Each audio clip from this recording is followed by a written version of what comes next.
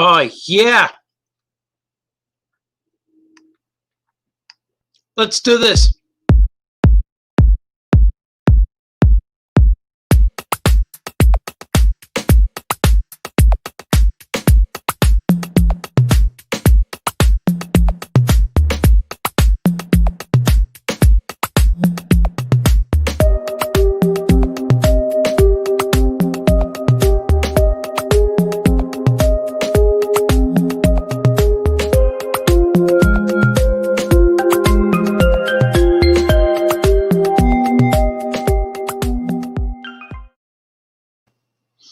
Oh, yeah. Welcome to Famous Cartoonist Says Things in the Morning. I'm saying things in the morning, all night, every day. My collars give me a little bit of problems here. There it goes. I got this necklace that was a little tight. You guys can't quite see it, but there's Superman on there. I will show you what it looks like. See Superman? It's kind of cool. But it was a little tight on me. I'm going to, there you go. Oh, that's better already. All right. Welcome to the show. Welcome to the morning. Welcome to the glory that is daylight savings time. We gained an hour. Well, I gained one. I went on to record the show today. I went on to record it at noon, which I thought was noon. Then I come down here to sit here, and it was 10:59. And I said, what is up with this 10:59? So I looked at my clock on my phone. Lo and behold, it said 10:59. And I said, wait a minute, something happened. There was a time shift. There was an alien thing of lost time. Something happened where I jump time. Did I time travel? Like all of these things I'm predicting? I time traveled. So I had 1 hour extra bonus added to my life. It's like, if you're in prison, do the prisoners get mad at daylight savings time when they set the clocks back? There's 1 more hour. So I renewed my driver license. I got to do it online, which only took about less than 5 minutes. But then I finished lettering a page. So I lettered a page, and that was free bonus. If I didn't have that extra time traveling moment, I wouldn't have been able to letter that page in that time before my show. Sweet. Woo. Also, time travel allowed me to have a cup before this cup. So this right here is my second cup of coffee of the day. Swig for you guys. Now we see who's here. D. Brad is here. Good morning, D. Brad. All up in there. Eddie's here. Oh yeah, Monday swig. D. Brad says, oh yeah, extra hour. Yeah, that's what we're doing. Oh yeah, DST, daylight savings time. Famous Cartoonist draws stuff today. Draws and says things. You need an FC before that, and then that's what it would be. Oh yeah, time travel. Yeah, that's what it feels like. I time traveled. I came down to do stuff and thought it was a certain time, and it was not that time. It was not that time I thought about, and that's weird. When that happens, it happens. Sweet. And Andrew Clark. Oh yeah, time travel. How's the hat look today, guys? It's a cool. Everything.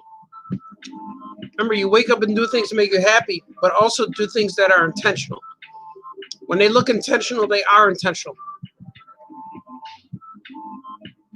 Yeah, man, we're doing good. I hope you had a nice Halloween. We had a really good Halloween. There's lots of candy everywhere now. There's bowls of candy in like every room of the house. Every bedroom of the house. Not mine. I got to watch the sugars. But there's Chocolate all over the house. Everyone's eating chocolate. There's wrappers all over the place. Last year, us humans were a bit careless with the wrapping, and our little dog had a feast. Anytime we went outside, anytime we left the house, we would come back, and there were wrappings of chocolate all over the house. Kids were crying because they know that chocolate's not good for dogs, and they thought our dog was in harm. They thought that the Grim Reaper was going to pay a visit, but he did not, and the dog's fine. But now he looks for it. He sees it. He smells it. He looks at it. So I don't trust that little guy. I think he's going to find a way to get to the chocolate. So got to keep it up high. If he was a cat, that chocolate would be gone, because cats could get up there and jump up there.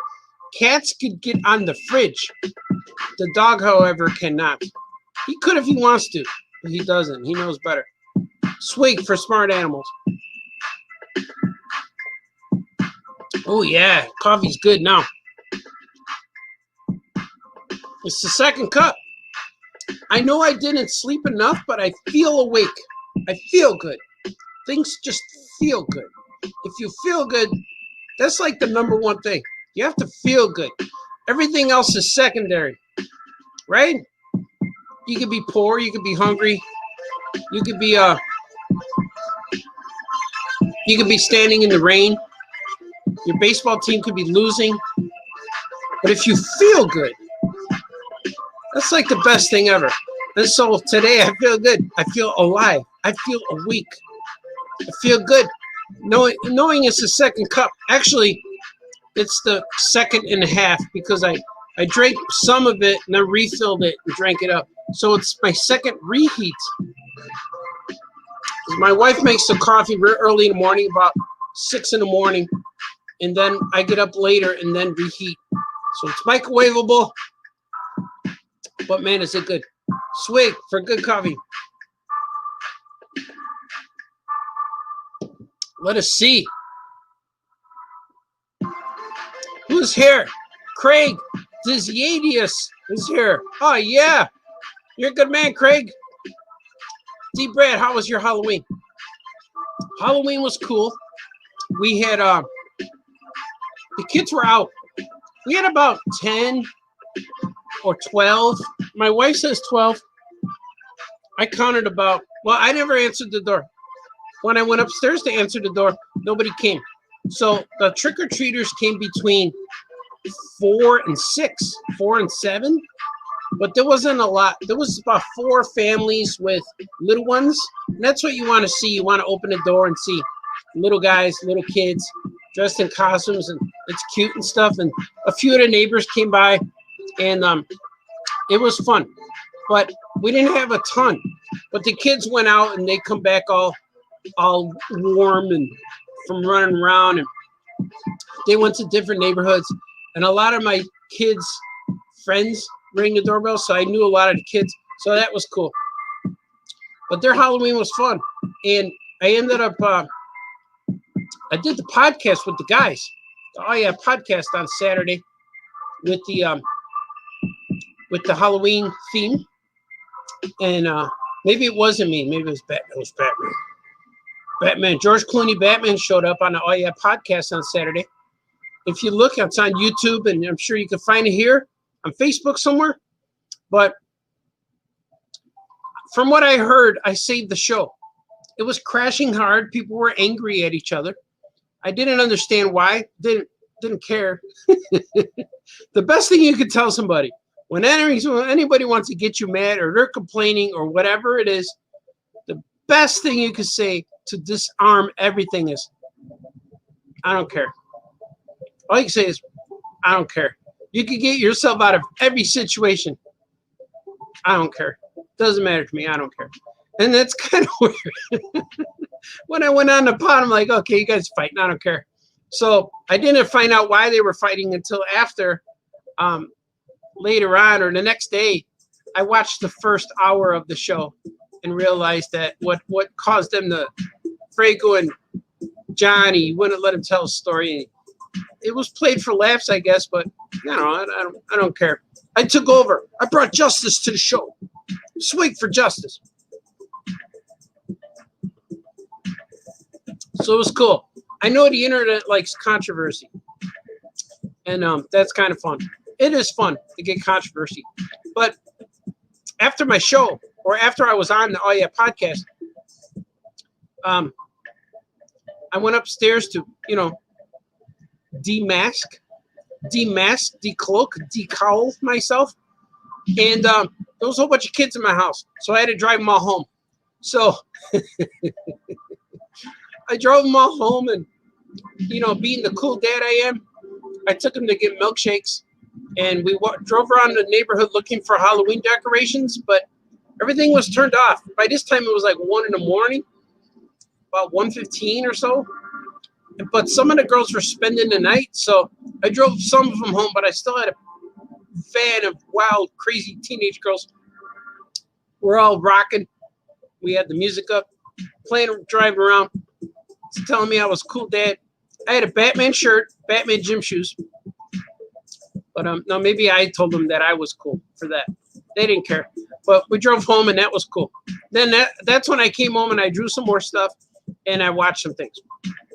So if Sunday counts as a Halloween weekend, I celebrated the day yesterday with Stranger Things marathon. Shout out to Stranger Things. Swig for Millie Bobby Brown. Is that her? Swig. Swing for Mike's mom on the Ferris wheel. Swig for that lady.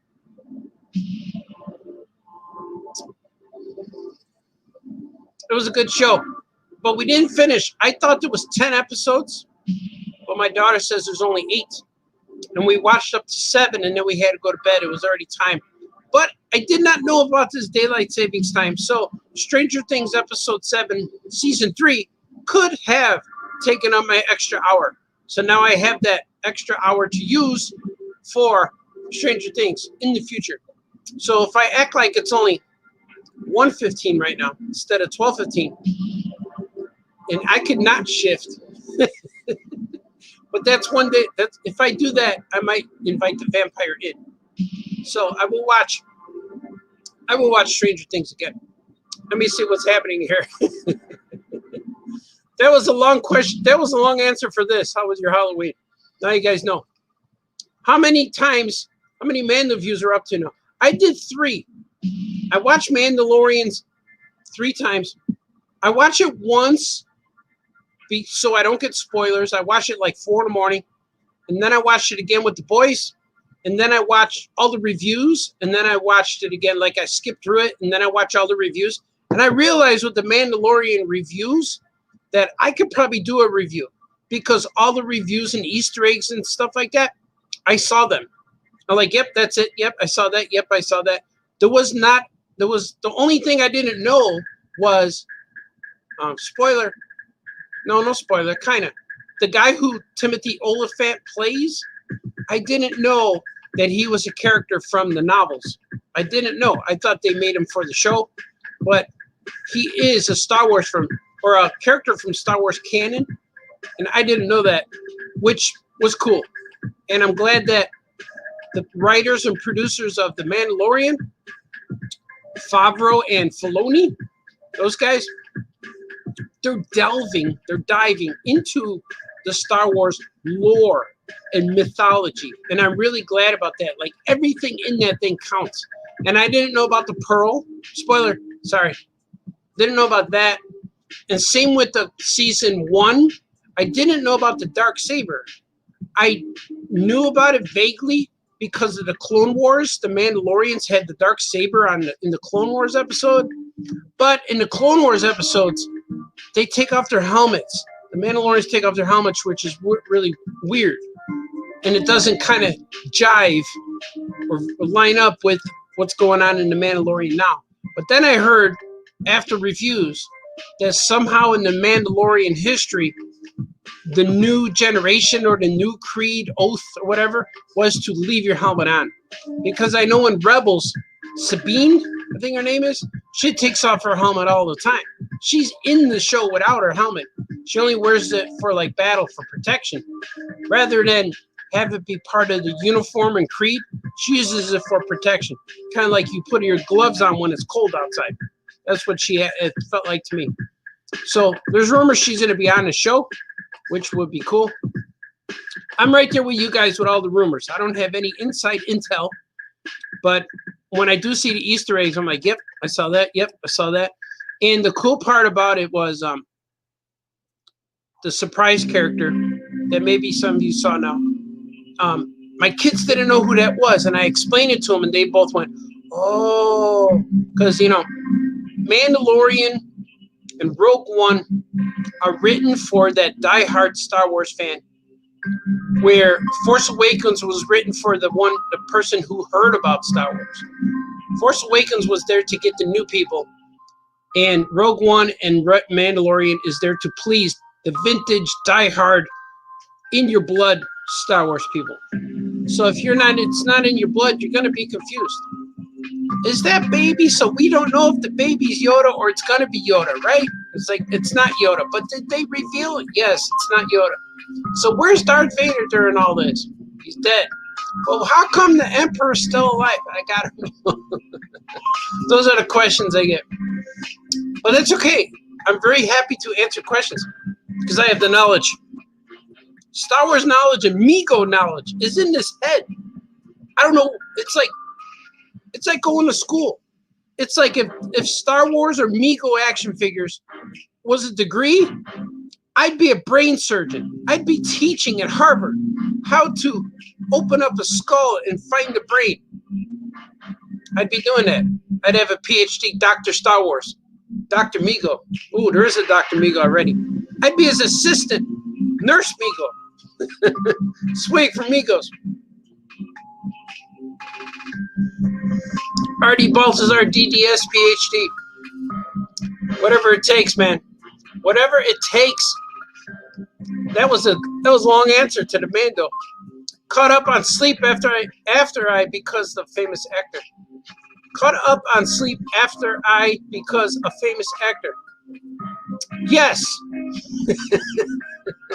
I know what you're trying to say. You caught on sleep, you're no longer a vampire, you defeated the vampire. Eddie says, did you save the show, sir? That Yoko Franco fighting stopped being funny or fun. And LOL, you did turn it around, mind you. Yeah, I went in there ready for action. But yeah, that got boring. And I didn't know when I got in there. I just started going crazy. I was having a good time. It's Halloween. I was all gooped up on GOP and sugary. I just had a painting show. I did a lot of cool stuff. But I'm going to get in there and just show off, and I'm going to take it over. I'm going to hijack their show. I'm going to make it an episode of Famous Cartoonist Says Things with 4 guests. I was just feeling good. I was happy to see my guys. I haven't seen them all in like a long time. And it was a silly show because we're all wearing costumes. And you know when you sign in a StreamYard, when they put you in the waiting room, you get to see the screen. So I saw all of them. So for a few moments, I caught on to the vibe. Like, no, I'm going to go in there. I'm going to go save the day. And we were trying to get Negan in there. So I'm glad that Negan didn't come in there because then I would have had to share the vibe with him. But, but I took over really well. And I got all my energy out there. I spewed the energy onto the internet. And now it's out there forever. I can't change it because I did not control that. But it's okay. I'm very proud of my actions. Batman George Clooney made an appearance. Represent swig for George Clooney. But yeah, man, I saved them. They're my good friends. I hope everything's okay. Guess who's here? Vinx is here. And you know what? Speaking of Vinx, and tomorrow's a big day for us in the United States. So right now, at this time, we are going to show a public service announcement, a public service message for the man known as Vinx. Here's something for you guys. Let me see if you can see it. Share screen. Here it is. Here's for you guys, for Vinx.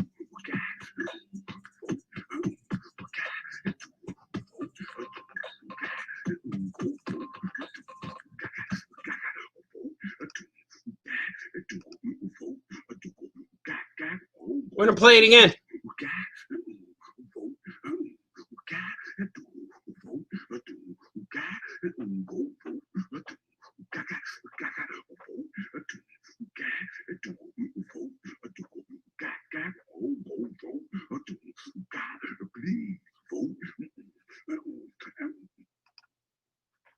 That's right, Vinks. We will vote tomorrow. Go out and vote. You heard it from Vinks himself. Vinks is the man who's one of my favorite singers, musicians of all time. Plus, I got to meet the man. I consider him a friend. He's a good man. You guys see me still? Things are happening here. I screwed up. That was my first time screen sharing something from the internet. And I got a little nutty. You see me still? All right.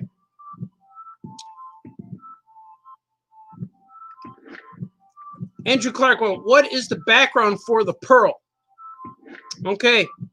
I will tell you, but it will lead to spoilers. It will not lead to spoilers for the episode, if you will. It's a backstory for the pearl. I don't want to tell you where the pearl is from because you need to watch it. But the pearl, I researched it. I didn't know the pearl. Ooh, I needed air. I got excited. Sweet. But the pearl in the Mandalorian is a rare pearl, only to be found where they found it. But not every place they find it, where they find it, not everyone has one. Okay?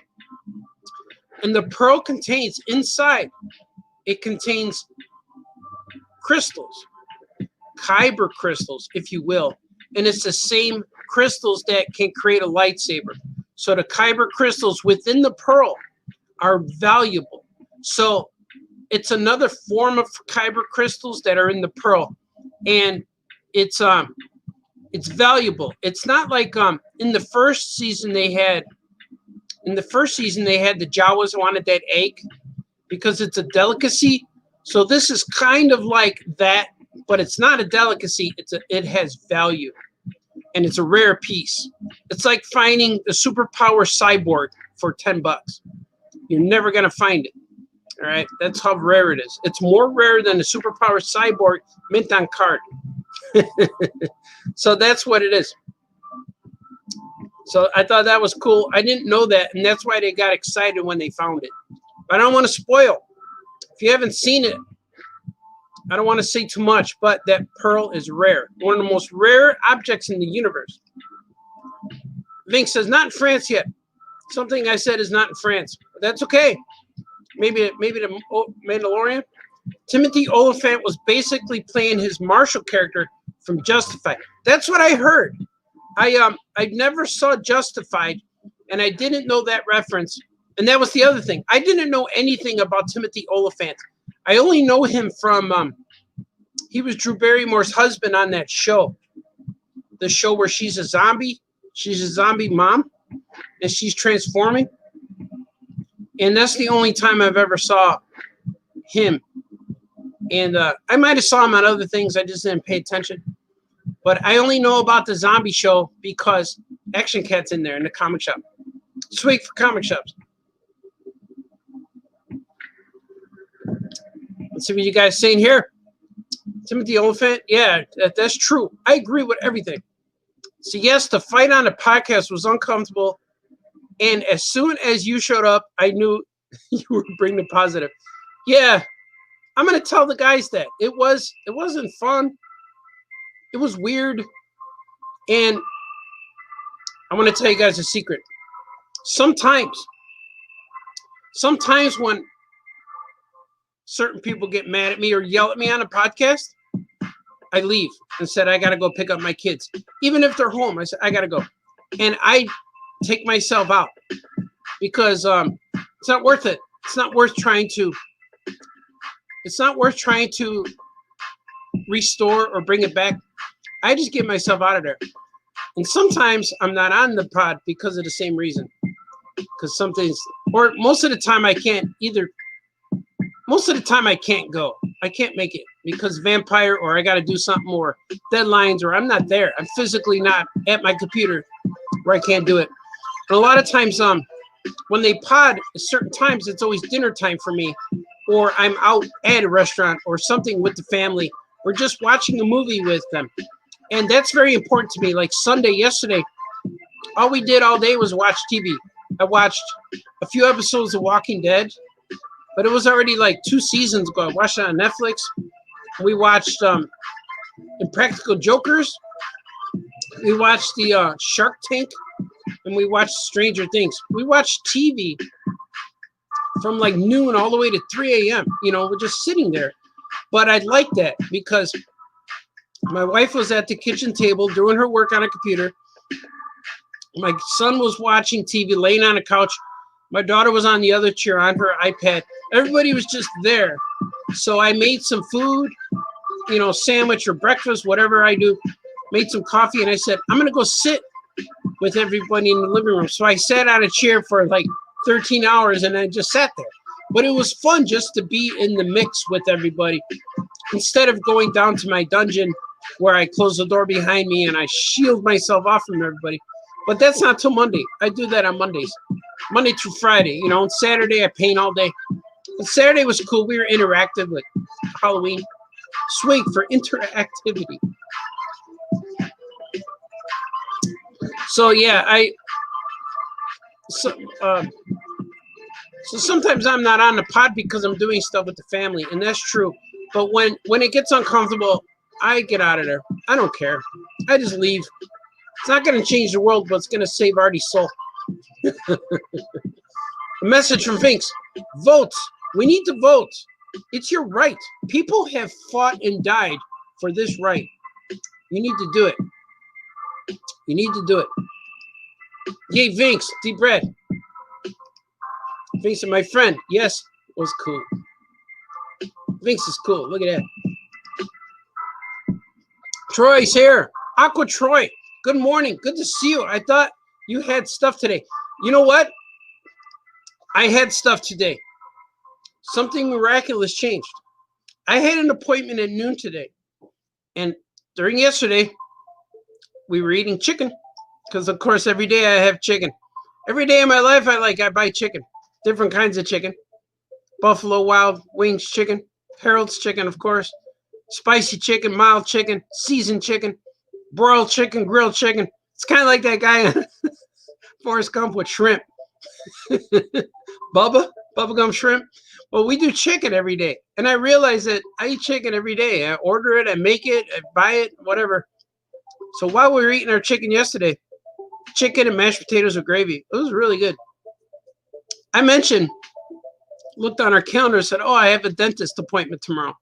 And my wife says, no, it got canceled and moved to December. And I'm like, wait a minute. So I could do my show tomorrow? And she said, yes. I'm like, oh, cool. So I think that's why she changed it. Because I do my shows at noon. She overheard it somehow. I don't know what changed it, but it got changed. So that's why I'm here today. My teeth will wait until mid-December. But I made sure. So I don't know what time that is. So I may be missing a pod. I may be missing a live show sometime in December. So swing for live shows. So that's true. You are accurate, my friend. Let's see. Eddie says Oliphant good in Deadwood too. Wild West Sheriff's just like Mando. Oh, cool. I never saw. I started watching Deadwood, but what I didn't like about it was that it was continued. I wanted single episodes because at that time when I was watching TV, I was not ready for a show. So I made it into like the first 3 episodes, and then they showed that lady who looks like the girl from Fast Times at Ridgemont High, and she was also in Hateful Eight. There was a woman on the show who looked like her. I forget her name. And once her storyline started going, it lost me. I didn't enjoy it. So I had to move on. But I could admire that show. I was in it for like the first 2 or 3 episodes, and then It fizzled off for me. And same with that other show where, remember when the people were falling? It was an HBO show. People were falling, and half the people got eliminated. The Leftovers, it was called. That's another thing that happened to me. That it started out cool, and it felt like a little bit of Walking Dead vibe to it, because even the main character looked like Rick Grimes. So that one didn't play out for me either. I never saw the ending. But that's how I am. If it doesn't stick, I move on. But I could admire Oliphant. I'm sure he got teased by, hey, Tim Elephant. You know, I'm sure that happened. Andrew Clark, I wanted to let you know I am still cracking up about your Feces Creek. Yeah, the Feces Creek show on TBS, wherever it is. I probably never going to watch it. I'm a bit Feces Creek. Yeah, I would have called it Feces Creek. That's better. That's funnier. And have the guy on the show say, that's not Feces Creek. Swig for feces. We all need it. It's necessary. You guys are crazy. If you watch me Saturday, I want to say thank you. Saturday, I did a live painting show. As you can see behind me, I finished a little bit more of this painting. I added some deets to my painting behind me. And the vampire destroyed my preparation time over the last few days. I think I might defeat him now because of this extra hour. It did not work to the vampire's advantage, this extra hour. So normally when I paint paintings for the live show, I do the background first. So by the time I paint the characters, like this one here, Uncle Creepy. So I painted this guy. In another show a few weeks ago. But before I painted him, I painted the background. See all the orange and the red and stuff? I painted the background first. So when I go ahead and paint the main character, the background's dry and I could work it and it'll be cool. But with this Captain America piece, I didn't have time to do the background. So I said, I'm going to do it live. But unfortunately, I put the background on quite thick and it didn't have time to dry. I didn't want it to be another hairdryer show because the hairdryer would have been there for a while. But I needed to dry really good so I can add no more the deets, the stars and the deets and the splashes and the splashes and the characters and the things and the this and that. But so it's all dry now. So next week I'll probably add some things. But in the meantime, while on my show, it was drying. The painting was drying. So I had to improvise. And I was planning on doing these drawings that I love drawing standing up on when I could draw wide brush strokes, really big pieces. So I decided to do some ink drawings. And that was really, really fun. And I'll probably do that again. And so I want to show them to you. Because you didn't see the finished. Their finished ones are on my Facebook page. I put them on social media, Facebook, Twitter, Instagram, and stuff. So if you want to follow me and go to the links, they're in the links in the description here. But I also put them on eBay. And here's the final ones. See the thing? Here's the thing drawing. It's really cool. And I have Wolverine. Snick, snick, snick. So it's ink and paint. There's ink and a little bit of acrylic paint and a little bit of crayon. There's the Hulk. This one's my favorite one. The Hulk. Look at that crazy eye. He's got one squinty eye. And he's got a hairy chest. And I got to put the paint on there. So I like this. I like this style. This is me real natural. This is me painting stuff. So if you like them, right now they're all on eBay. The bids are low still. So they're affordable if you want to try it. But I have a few. I'm really happy selling stuff on eBay. So whenever I sell stuff, all the money I'm raising goes to printing a comic book. And I just got some pages from Franco that look really cool. He's doing an 8-page story for the next book. I got issue all your comics 13, 14, and 15 that I'm working on getting printed. I got to finish the last 3 pages of issue 13. Of course, I keep saying that, and I will finish that. I got them all drawn. I got to letter them and ink them and color them, but I got them all penciled, which is really fun. Maybe I'll pencil them here. Maybe I'll finish. Maybe I'll do some of that today. And but number 14 and 15. So my digital books, when they get released on Comixology, they're not always 28 pages interior, like 32 pages altogether. But when I print them, they will be 32 pages. 32 including the cover and the back cover, it all equals 32. But the interiors are 28, and you got 4 covers, so it's 32 pages. But in the digital ones, you don't need all that. All you need is, according to Comixology, all you need is 8 pages. But I like to include 10 or 12 minimum. But with all your comics, they're like around 24, 27. So in issue 13, I got to finish 3 pages. And in issue 14, I got to do 7. So I'm adding 7 pages to it. In issue 15, there's a whole bunch of, it's wide open still. I'm still adding things. And if it doesn't fit, I put them in issue 16. So all my comics are digital first, and with eventually they'll get printed. We have intention to print. So hopefully that C2E2 and convention season in San Diego and all this stuff will happen again. And the moment we show up to a convention with our next appearance, we'll have a whole table full of new books. And besides not only that, but I'm working on Gilbert and Drew and Jot, and Big Alien Moon Crush is almost done. Well, I got 2 pages left to ink. I'm almost done with that. I've been doing a page a day. I'm almost done with that. That should be, I might do the colors on here or something. We'll see. And so I got a lot of books I'm working on. And I just got a Powers in Action poster, which is going to be part of the Illinois readings list. It's fun. I'm just having a good time doing these things. Swig for having a good time. Let's see what you guys are saying. Said, you did well improvising on Saturday. I wanted you to do a live ink sometime, and it happened. Oh, cool, man. See, I picked up on your vibes. I picked up on the vibes that you were sending me. It needed to be done. I feel it. I'm here for you guys. Swig for you guys. But now at this time, now is the time a famous cartoonist says things where we draw things. Let's do it.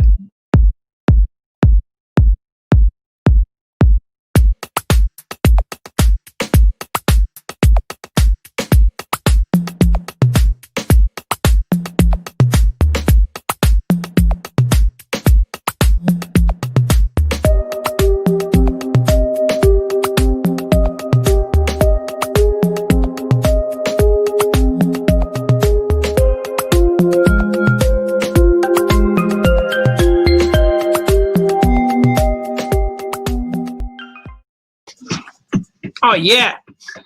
Welcome to Famous Cartoonist Draws Things. I'm your host, the Famous Cartoonist. My name is Art Baltazar, and I'm here to draw things.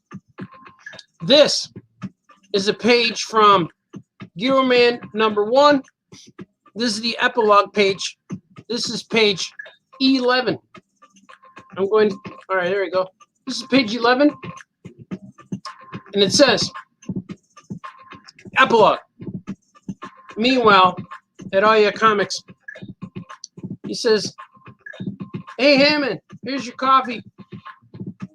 Thanks, Cornelius. He says, what are you reading? It's the first appearance of Gyroman in his own comic. It's from 1998. Oh, that's vintage. I didn't know we had that issue. Yeah. A guy named Melvin something stopped in today and reminded me about it. Cool. I love a bit of nostalgia. There you go. This is page 11, which will only be available into digital comic because it's the introduction page to show, because it's the introduction page 2 to show the original appearance of Gyroman's first comic. So It's only in the digital version because I want to include the first comic book of Gyroman in this book. And it's fun.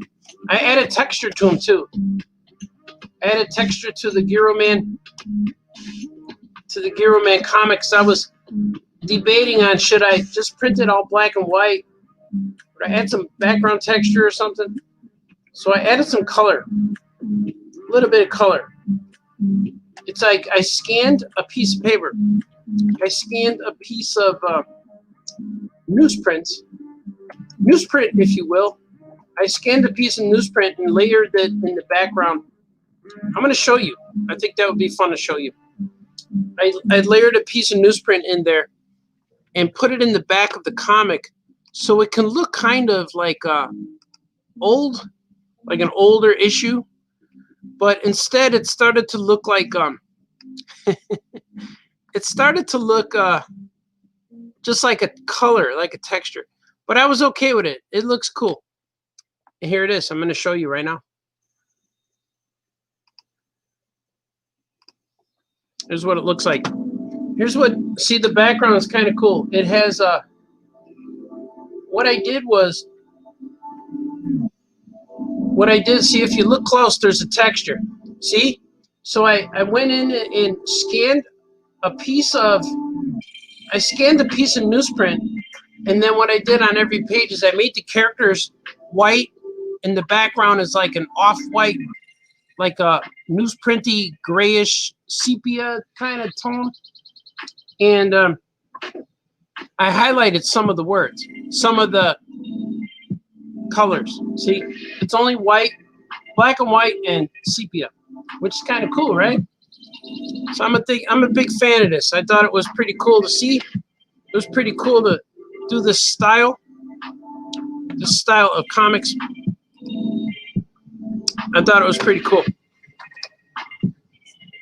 Henceforth, Gyroman #1. But I'm not spoiling anything. This is the very first page. I'll read it to you. It says, in every city. That's what it says. In every city, there is a guardian, a protector. Whether they are firemen, a policeman, or beings with superpowers, they are all heroes. Even a Gyro can be a hero.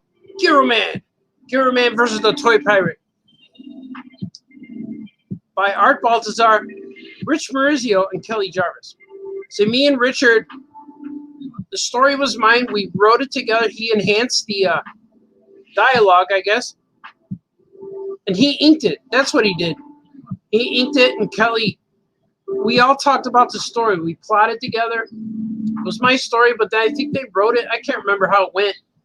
And then Richard Maurizio inked it. So these are Richard's inks, which are really cool because Richard and Kelly were my partners in an animation studio.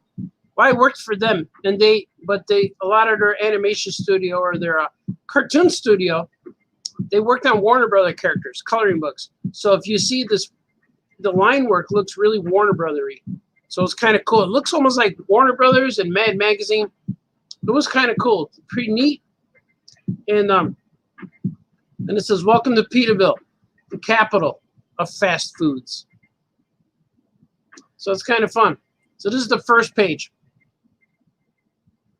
So I had a little bit of assistance on Gyroman #1, but after a while, it was okay. It's fun. It's always fun to collaborate. But my friends that I was working with were not born in Chicago.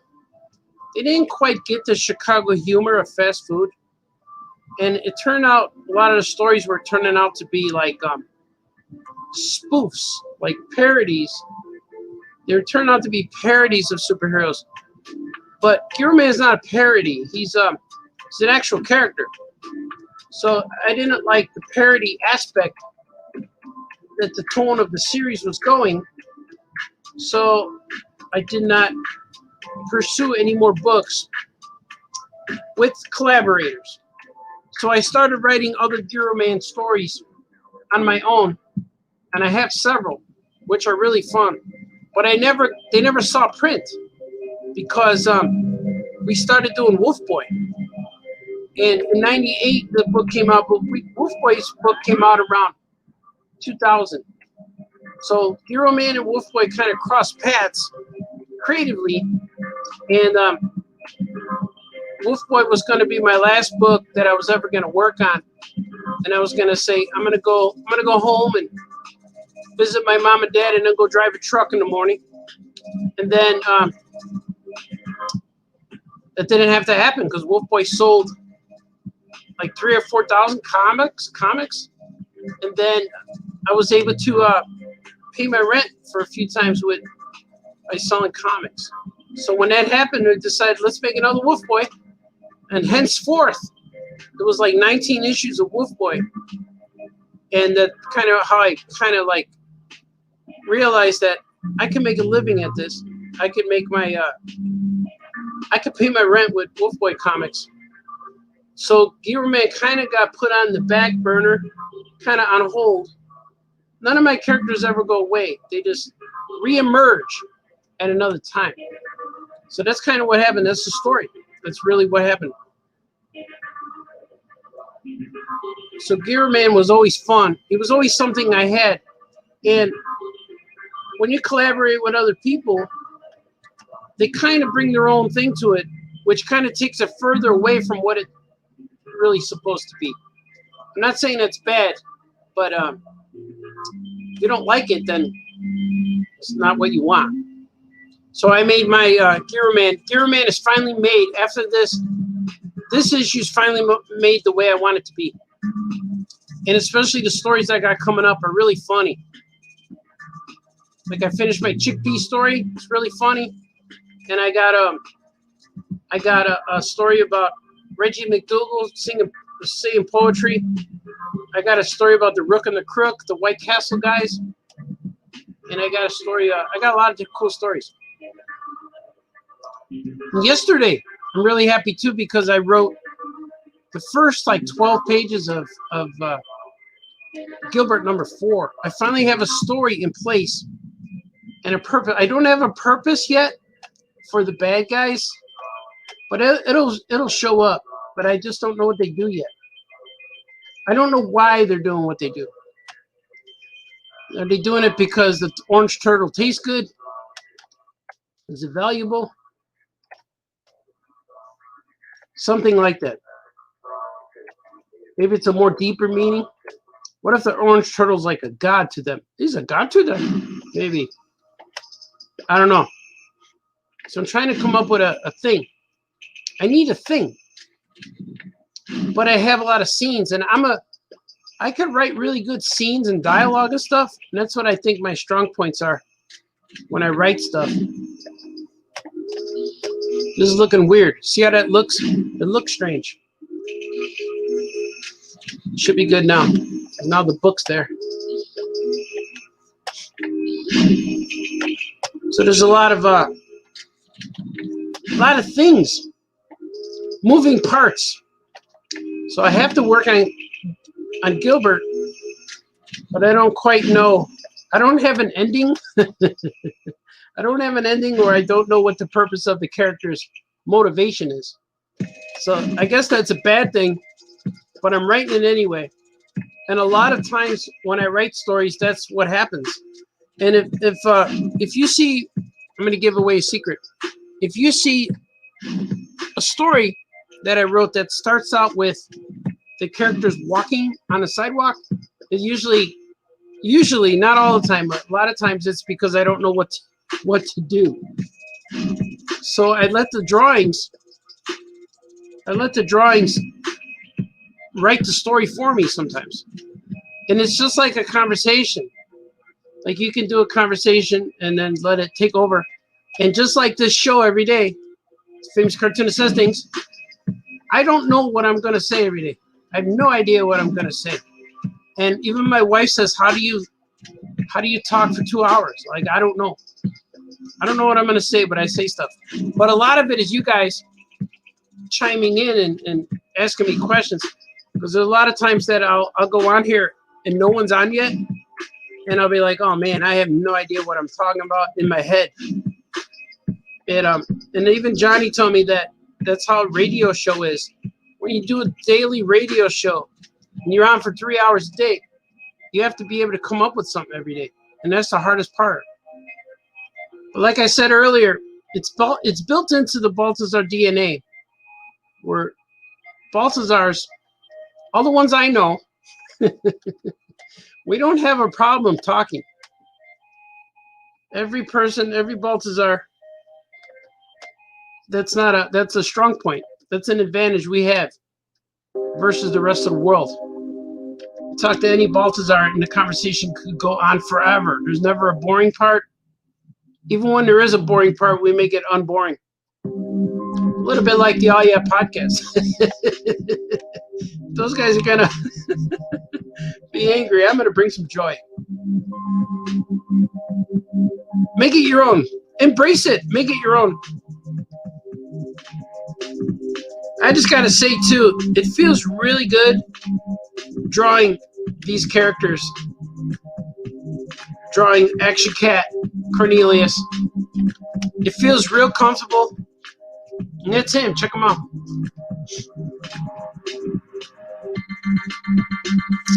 You guys are saying things. I'm going to see what you guys say. D-Brad says, draw! Draw, man, draw! Andrew says, that style looks great. Oh, yeah, man, thank you, man. Said, I love that line, he says. Even a Gyro can be a hero. Yeah, he's cool. The name of the book was Gyro Hero number 0.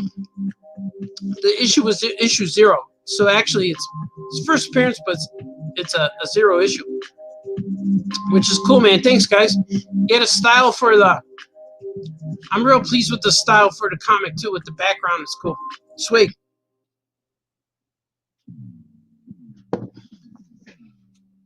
I like making comics. And I like making them where every time I make a comic, they're more interesting. Everyone has to look a little different. Not totally different, but it's cool. Like the vintage Gyroman, it looks different than the way I draw, the way I normally make things. So I like that. I like that a lot. And out of all my comics that I've ever done, they're all in Comixology. The last one that wasn't up there was Gyroman. And now that he's going to be up there, I'm really happy. Every comic I've ever done on my own in my life is on Comixology. And that's real cool. They're all available. So I don't have any more hidden books.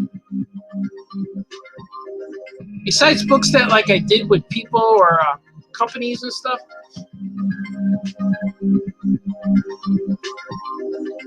Every book I publish, including Craybabies and Captain Camel, they're all on Comixology. You can download them now if you want, but after the show, so you can watch. You could probably download them and listen to me at the same time. I would not be offended. Like, I don't want to do that, Baltazar. How's he look? Does he look cool? Cornelius. I got to draw his mask because they wear costumes underneath their suits.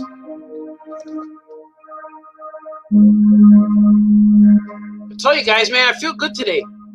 I'm not hurting. There's no vampire. There's no zombie. I may be good now. I may be good now to move on from the future. I feel sharp. I have to do things, though. I want to draw my own stuff all day, but I still have to work on Aquaman. I almost drew Aquaman today, but I like to do this as more freestyle. But I have to draw Aquaman because that's what pays the bills. Skills to pay the bills. So the money I make from Aquaman will be going to pay my bills and buy pizza and shoes for my kids. But the money I make from eBay goes to printing comics, which I'm really, really happy with, man. I got enough to print the first issue now of whatever I want to print, and I'm halfway to printing a second issue. So to print a book costs about $3,000. It costs about $3,000 to print a book. So with all your comics, me and Franco team up on those. So it's half price. So 1,500 or 3,000 could print 2 issues. So that's where I'm at right now. But with my regular comics like Action Kid or Webster and Gyroman, that's all me all the way. So I'm going to print those too, which is fun. It's going to be awesome. It's going to be fun. It's a dream come true. Reality. Making dreams a reality. Remember, don't let your dreams stay dreams. If they stay dreams, that's not good. You got to let them become reality. Take them and run with them, man.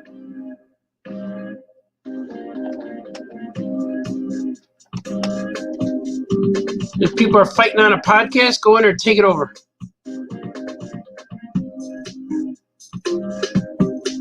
People want to laugh. It's like people, I realize, here's what I realized with this. Famous Cartoonist says things in the morning. Even on the days I'm hurting, if I'm hurting on a day, I learned that term, the show must go on, is so true. Because even if I'm hurting, if I'm sitting here saying, man, am I tired? There's somebody who's at the computer waiting so they can hear what I got to say, or just hear me say stupid things. I can't let that person down. You know? That's how I look at it. Because if I'm going online to look at a show I like to watch and it's not there, that like messes up my day. Like if I want to go see Stone Cold Steve Austin take a swig and he's not there to take a swig, then I don't know what else to watch at that hour. Normally that hour I listen to Stone Cold or Corolla or one of these guys, and they're not there. So that's how I thought about it. The few times I was hurting, but like, man, I'm hurting. I said, but show must go on. I got to do this. But usually afterwards, I feel good. The energy level comes up. Know what I mean? Know what I mean? Energy level comes up. I wake up and do things that makes me happy. And that's how life goes. Life. If you don't slow down and take a look at it once in a while, it'll pass you up. Who said that? It's $100 for the first person who tells me. No, that's not true. I'm not going to give you $100. Ferris Bueller, everybody. Spoiler. You don't slow down to look at it, you're going to miss some stuff.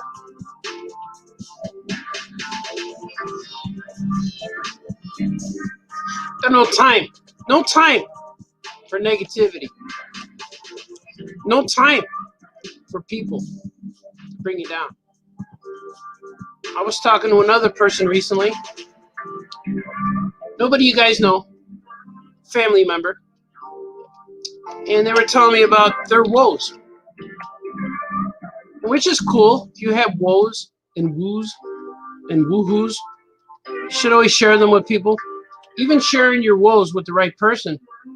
After you're done sharing your woes, you will feel better. And maybe that person will have something that you need to hear.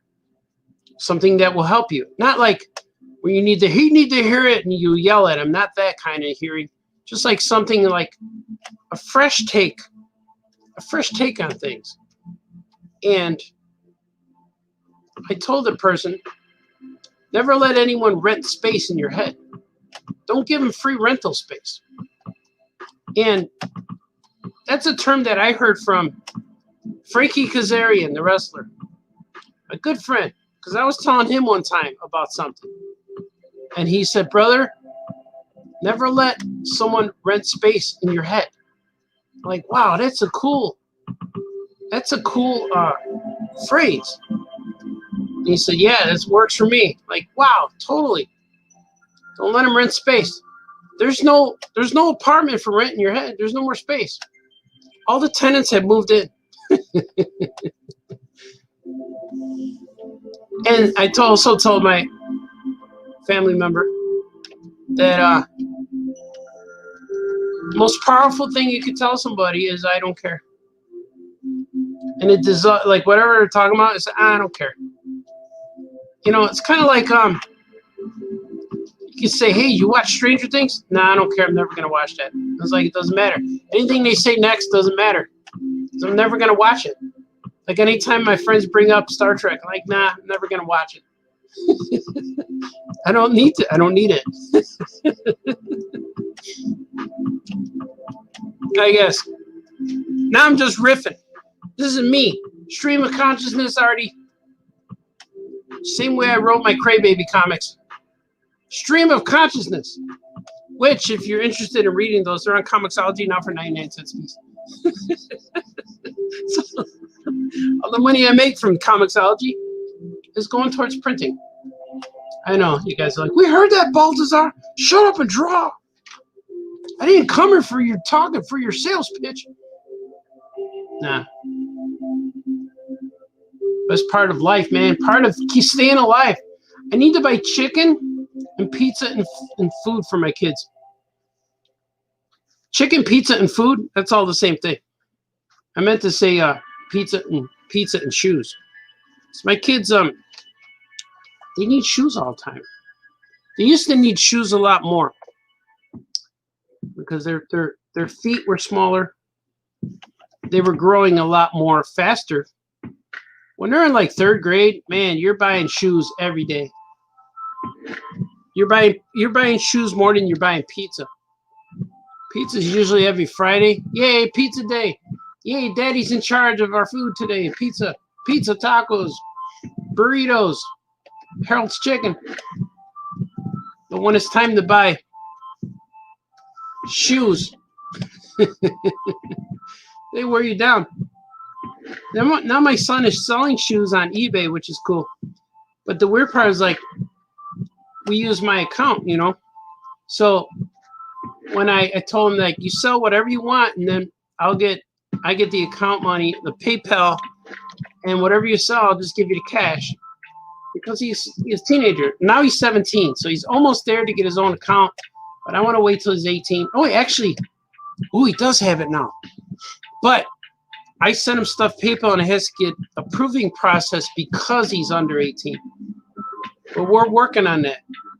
But I have sent him stuff before. So now in the past, when he would sell something on eBay, I would come home from a convention and with my winnings, and then he says, Dad, you owe me $300. Like, oh. So I'd have to pay the guy. I come home and I got bills, and they're all from my kids.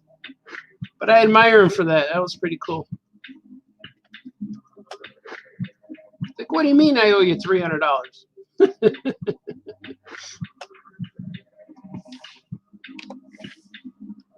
It's true. It's true it all happened. It happened here live on Famous Cartoonist Says Things in the Morning.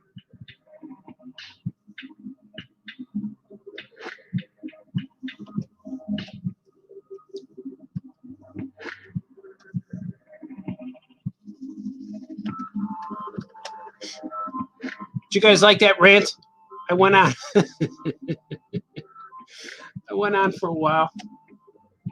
I'm going to add these lines. This is new. I never add this to this character. Look at it. Those lines might be cool. Maybe 2. Yeah. I'll go one more. Because he's kind of sniffing. Like kind of like doing that sniff kind of thing. He's like, yeah, I found this.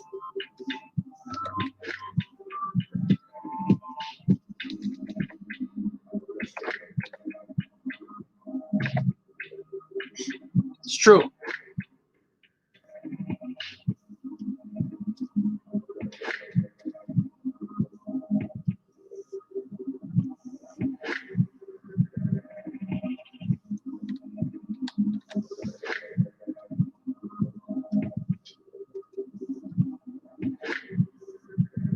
Famous Cartoonist draws things. That's what we're doing right now. Look at that. Hammond, also aka Awesome Bear.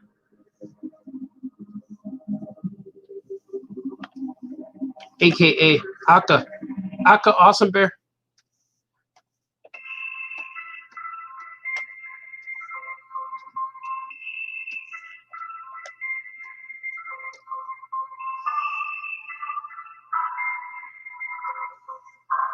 And it's weird how now coffee cups are drawn this way.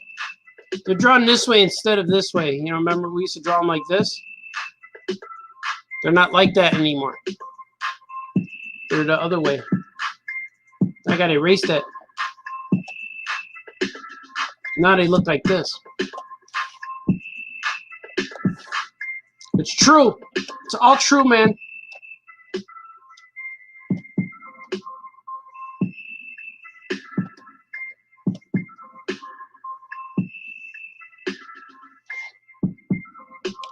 Times have changed. We are in a digital era. I think in years from now, when a civilization is over and taken over by apes,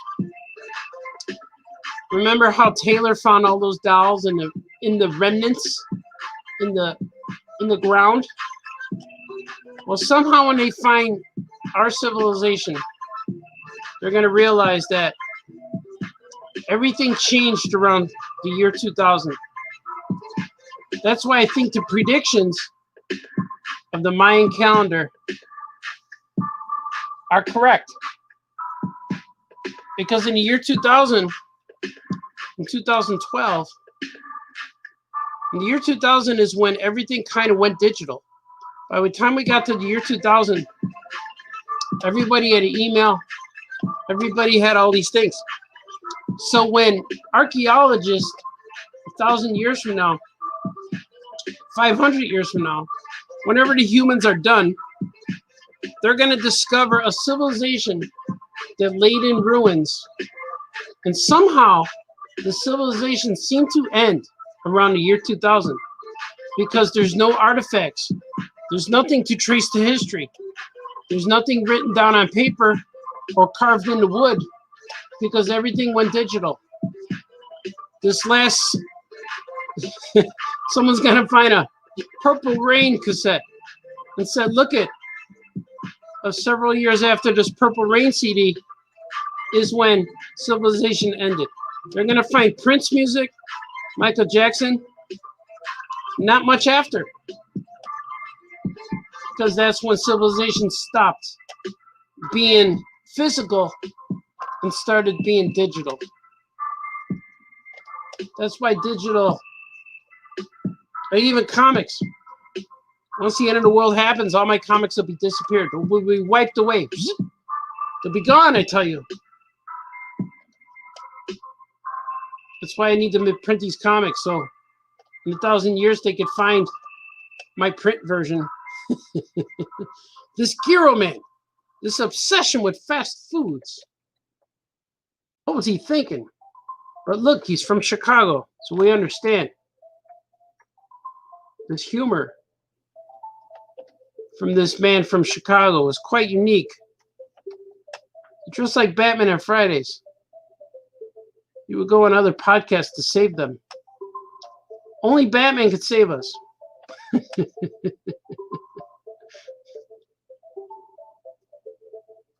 He would say things every day. We don't know what he's saying, but he's definitely saying things. We don't know why he's saying it. Why is he saying these things? That's the title of the show, sir. Oh, that's right. Here's Cartoonist Says Things. Says many things. Draws things. My good friend Scope told me, famous cartoonist does a lot of things. Writes, draws, talks, performs, reveals. I want to try to do a reveal show this week.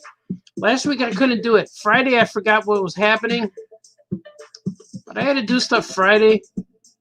And then Saturday was Halloween. I didn't think I was going to be able to do a Halloween show, but then I did. And then I didn't think I'd be able to be on the podcast, and then I was. So, I was thinking I had to do stuff, but I didn't. I had people answering the door for trick-or-treatings, and I had, my kids were good. They didn't need me. They only needed me at the end. Only at the end now, do you understand? They only needed me at the end. As long as they need me, I'm cool. I like all of that. Everything I'm telling you guys is fun.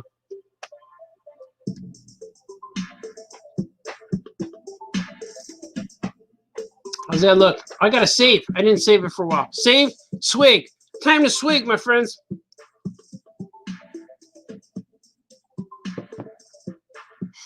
Oh yeah, I got a sniffle. All right. How's he look? Does he look cool? We're gonna have him draw, or I'm gonna ink this guy reading the book. People are still watching. This is awesome. People's Cartoonist says things and draws things.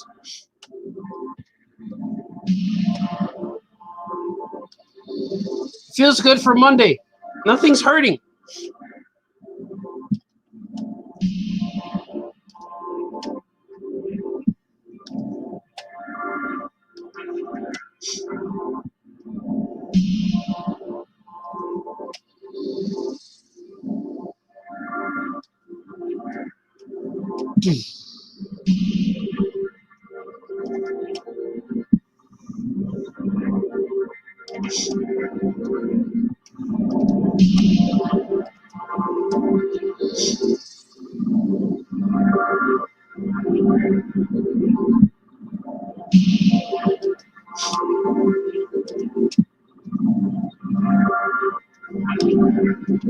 Oh yeah.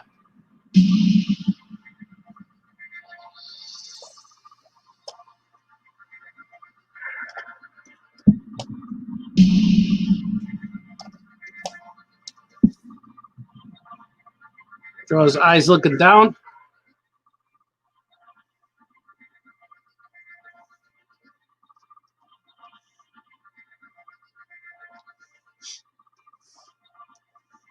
Hammond, the one known as Awesome Bear. And in real life, he's known as Brother Bear. Henceforth, the bear motif. He's a bear. He's really digging this comic. Look at him. He is digging the comic. He's like, man, that's a comic I could dig. Brother Bear wrote a story, a comic book that's called Agents of All Yeah. And it was created by Brother Bear and Scoot.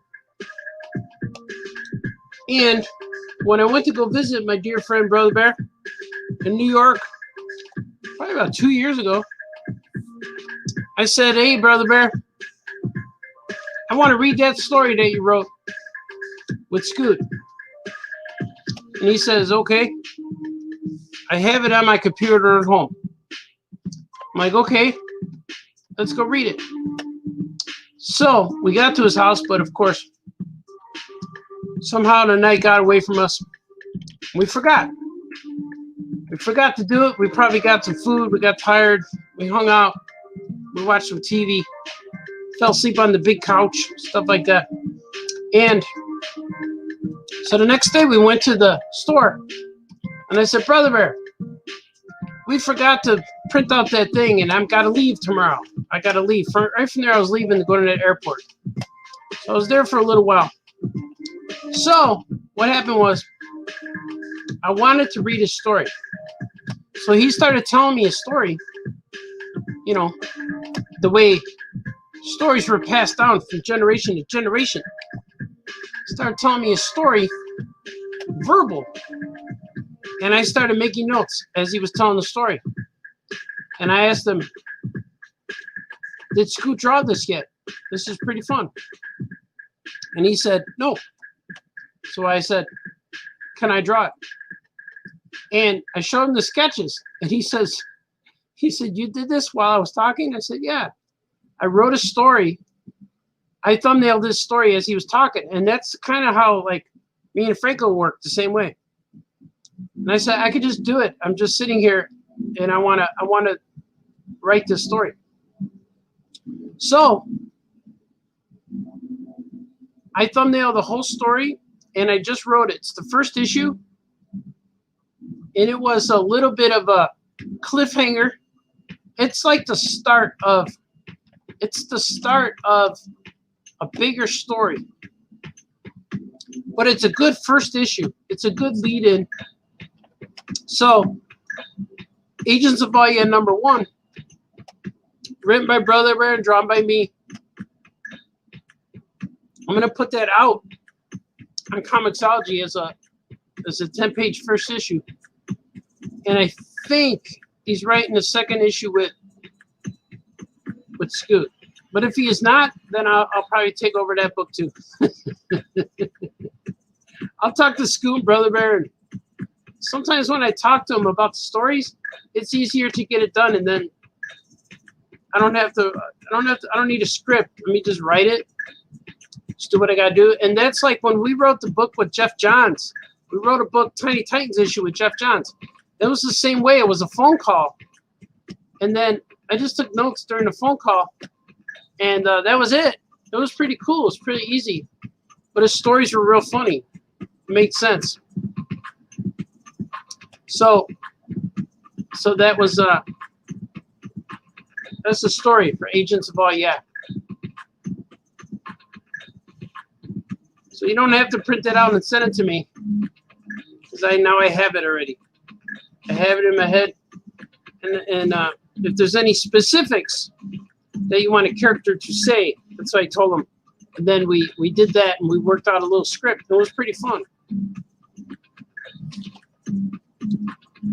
My friends have yet to see that issue, but when they do, like, hey, that's a story we worked on 4 years ago. Now it's finally out there. Because as you can tell, like Gyroman was born in 1998. That's over 20 years ago. Wolf Boy is over 20 years ago. Crybabies are more than 20 years ago. It's just like stuff that I keep making. Always, it sees the light of day eventually. It does not ever go away, because I can't let it go away. Because these are all good ideas, man. Hey, man, they're all good ideas. So I keep them going, keep them fresh. It's all true. It's all true, my friends. I'm telling you real things. Speaking from the heart.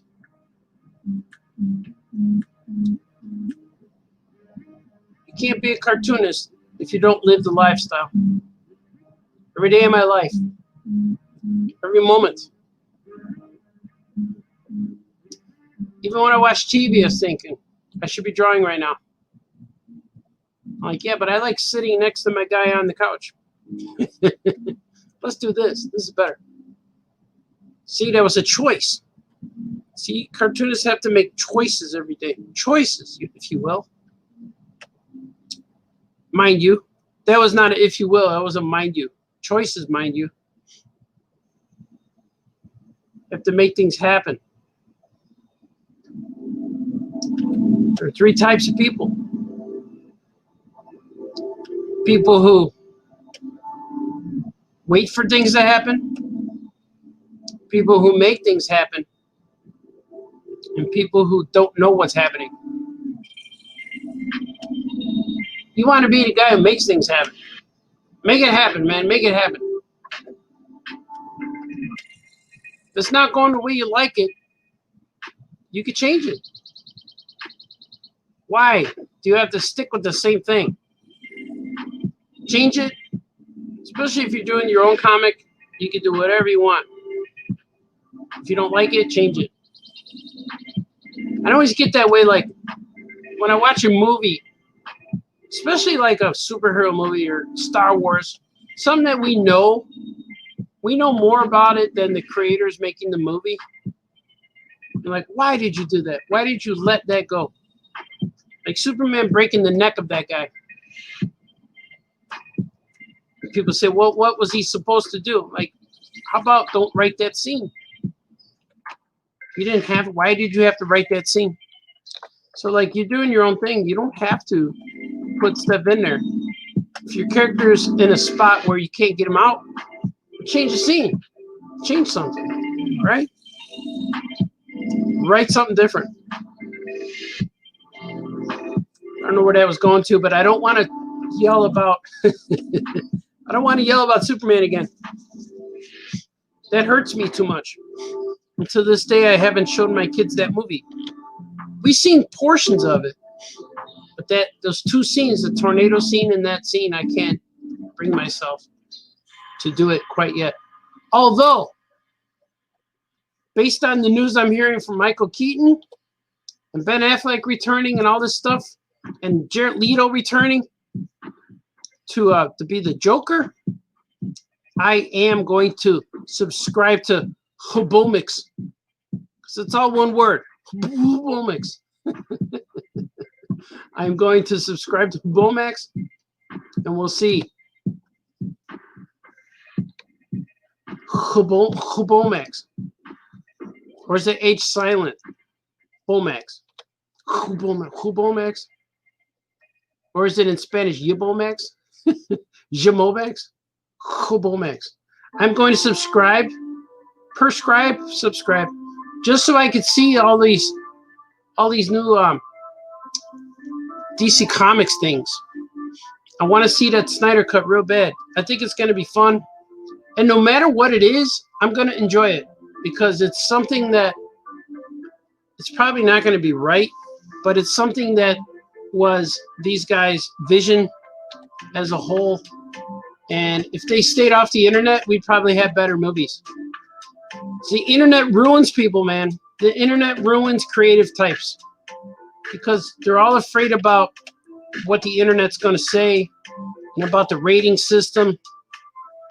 And I still say that if that Fant Forstick movie came out in the 1980s, the Fant Forstick would be teenagers in the comic to this day, because the internet ruined that movie.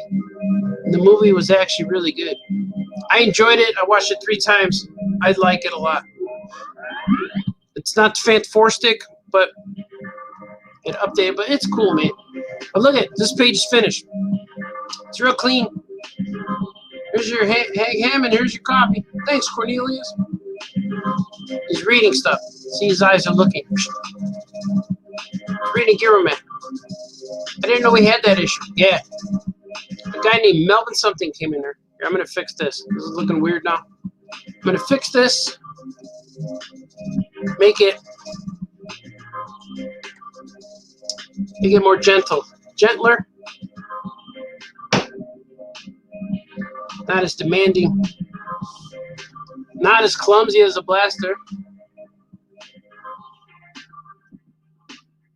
Man, I hope they do that Han Solo movie too. That Han Solo series. There's always been threats. I hope there's stuff going on at Star Wars right now that we don't know about, that they're keeping secret. It seems like every time there's something, somebody finds out something. I hope they're ready to knock our socks off.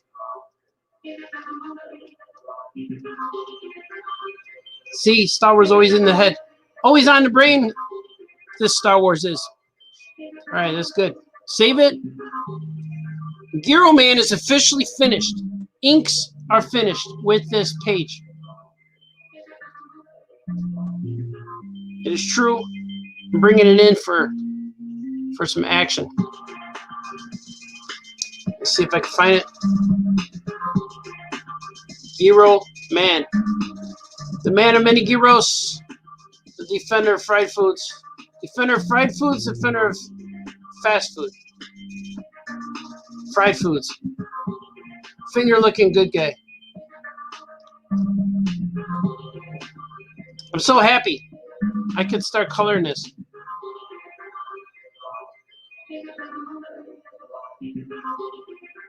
I should probably just start coloring now, right?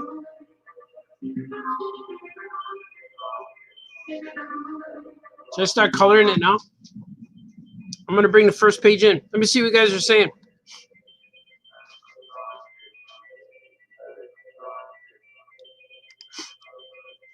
Egypt wants to know, how many copies do you usually print for first run prints?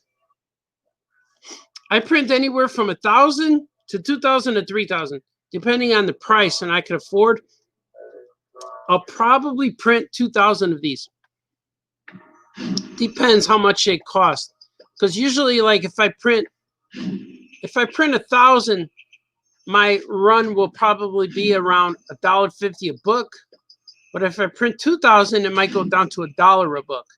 And the only thing, that's a better price, but the only thing about that is now I need to have storage for 24 cases of books. You see, and so if I do 1,000, that's only like 13 cases or something like that. But if I print 2,000, it's double. So that's the problem, storage. Because I don't want to make furniture out of my boxes, because I can put a tablecloth on, sit on, use it as a couch. But we'll see what happens. But I'll probably do 2,000. There'll be minimum of 1,000, which is cool when they sell out, because then I say, oh, it's sold out, and I'm very happy. But I don't know if I think they'll sell, because every comic I've ever done, I sold out of it. Except Cora is the one that I had 13 cases of Cora, and now I'm down to 7. So it's selling. You see, it's selling really fast, mind you, if you will. So we'll see what happens. I just took an unnamed swig. Even a hero can be a hero. That's true. It's true. It's a true story. I like it. I like it. I like it. It's true. It's true story. I like it a lot. Humans, human dolls that talk. They were here before you, Doctor.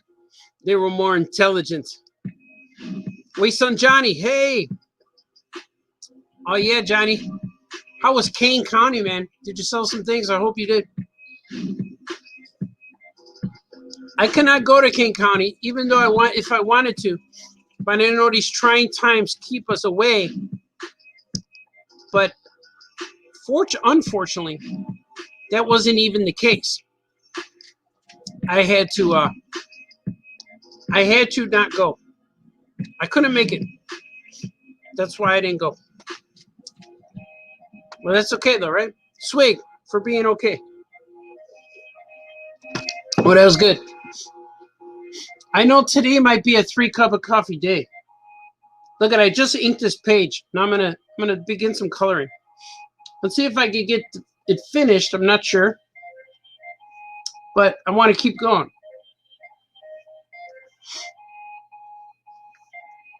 Know what I mean? Know what I mean? I'm gonna keep going. I'm feeling good.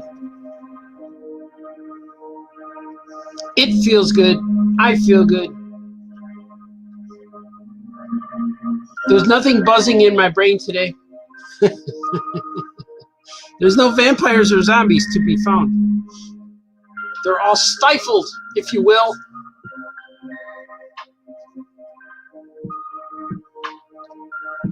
Today's the day to stifle the vampire. Tomorrow night will be a long night. I predict a long night. If you're going anywhere tomorrow night, please remember to be safe and stay away from large crowds. So no matter what happens tomorrow night, I think it's going to get violent. Just be careful. Make sure you stay home. Make some frozen pizza. Put on make like a hot chocolate, some kind of hot beverage, and sit and watch the TV if you care. Some people don't want to be bothered. That's what I'm going to be doing. I want to see what happens. I want to see the madness unveil.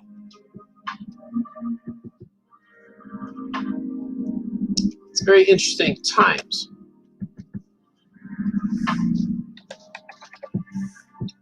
And hopefully everything will survive by Wednesday. Everything will go back to normal. The sun will come up. People will continue to chat at water coolers. Ooh, that's a blender you hear, if you can hear that. People are blending things.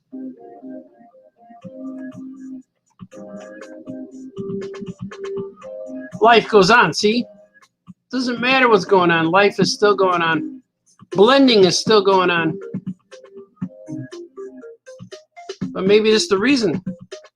We have to do what we have to do tomorrow, our duty, so we can continue to have blenders. The world would be awful if we couldn't have a blender. Right? Just remember, it's not that bad. No matter what people say, it's not bad. It's not bad. You can watch Famous Cartoonist every morning. It's not bad. I'm a fan of that. Sometimes you can't. When you can't watch Famous Cartoonist, something's wrong.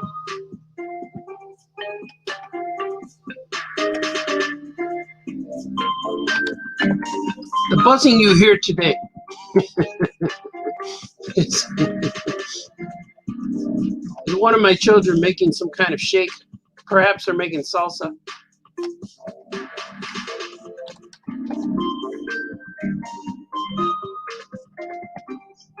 Dropping in colors, man. Hey, man.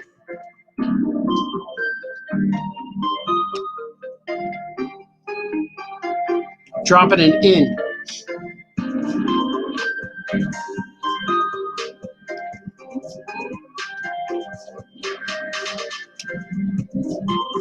I'm gonna do this too. Some of that.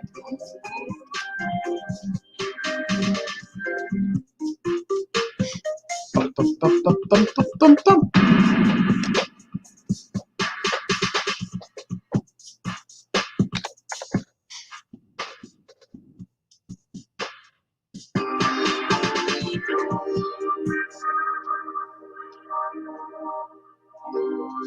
It's all true, my friends.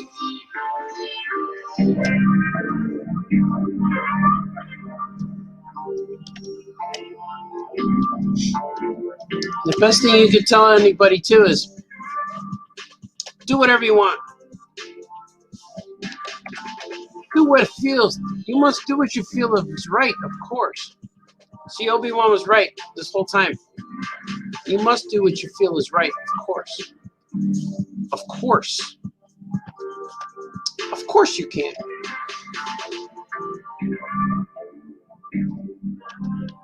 I'm going to do it. I was deciding what color should I make this. I'm going to go with black. Okay, I'm going to do it. Just saves it. There you go.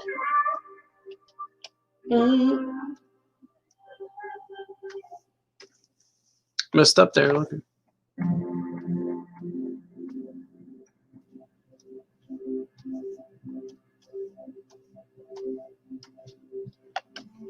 Oh, yeah. Action Cat, Cornelius. All up in the house. All up in the his A. Did they say his A? Or is that something else? I'm going to change this. I'm going to give this a different texture, or not texture, different color, to differentiate this. That line right there caused me to make that color. It's true, I'm not lying to you. But this one would be black.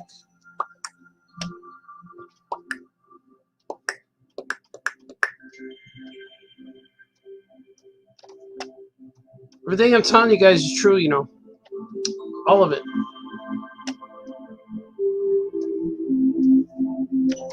All of it is true. Every single word. Why did I say single word? Every single word? Can you say every double word? Every triple word score is true. See, it doesn't work. Every single word. Every individual word, that would work too.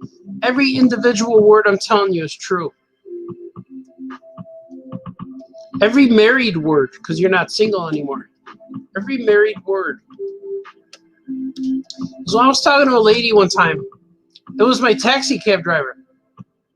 She drove me around New York City, and she started talking to me, asking me things, which was fine.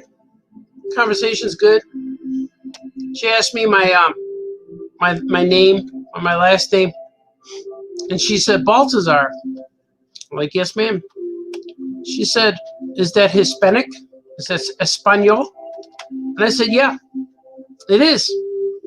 And then she said that she's also Espanol, and she said that she's a single mom.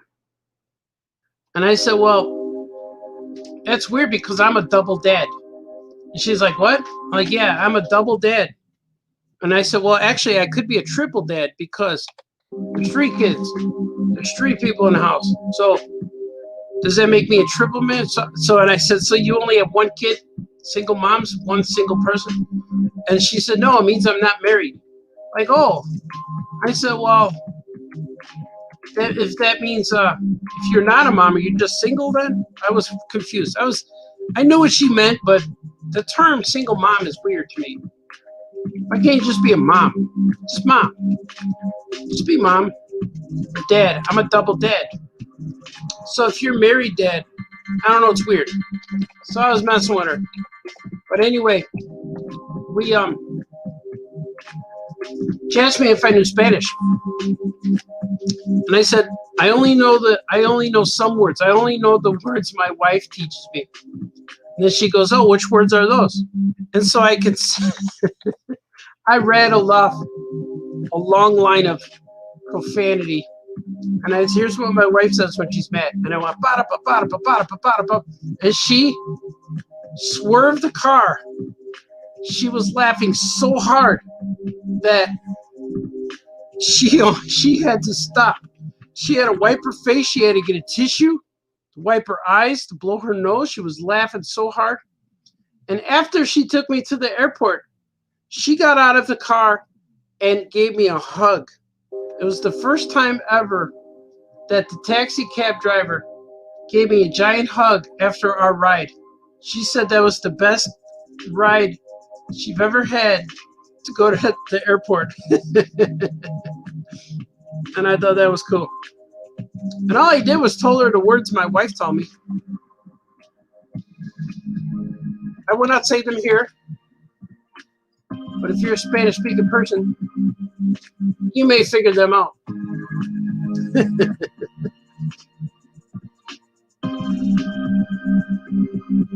I don't know what her name was, but she was a single mom.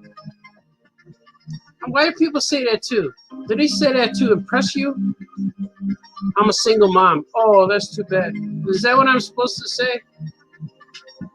Instead, I said, oh, that's weird. I'm a double dad. She's like, what? I confused her. Or did I disrespect her by saying that? I don't think I disrespected. I kind of made her laugh. Or I might be a triple dad. Depends how many kids you have. If you have 5 kids, are you quint essential dad? Quint? If you have 8, you could be octo mom. See, octo mom, she had 8 kids. She was an octo mom. So there it is. That proves my theory. Single parent, single. You be single. That just means you're looking to get married. You never say you're single unless somebody asks you, are you married or single? Single. But you don't walk in the room and say, hey, everybody, I'm single. Octomom knew. I have 8 kids. You could call me octo parent. I'm an octo mom. Oh, this one's a single mom. There's a double dad. Here's a triple dad. See, that term is wrong. It needs to change. All the single moms are gonna get mad at me now. You're gonna get pushed off of Facebook, Baltazar. It's funny. Funny stuff. Words. It's amazing how powerful words are. They're just words. Words can be funny. You can say things, not necessarily believe in what you're saying.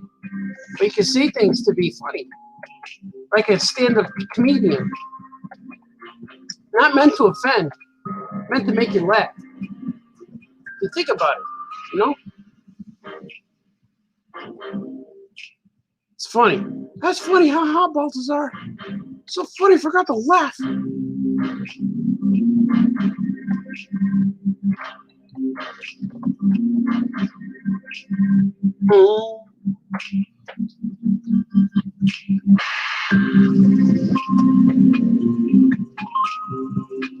The single parents. We're here for you. Parents. All the parents out there, I want to say, hey, everyone who survived the weekend for Halloween with your kids, you brought them joy. I want to say, hey, you provide pizza, wings, chicken every day for dinner. Realize I have chicken every day. It's not intentional, it's just what's happening. It's not a choice. What form of chicken can I have today? It's just happening.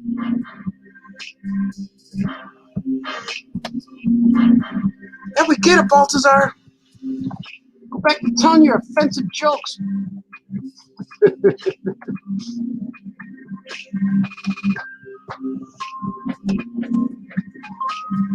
I want to see what you guys are saying. Hopefully no one's yelling at me.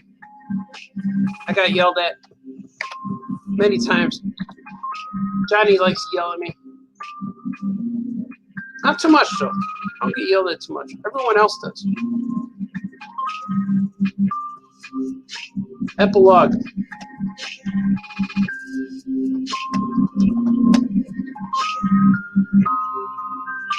White. What color should these cups be? White, right? Like that? Yeah.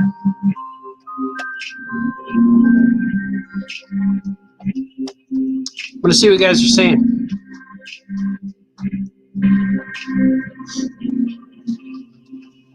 Well, not that much. It's okay. Julian is here. Finally. Oh, there's Troy. Chinese curse.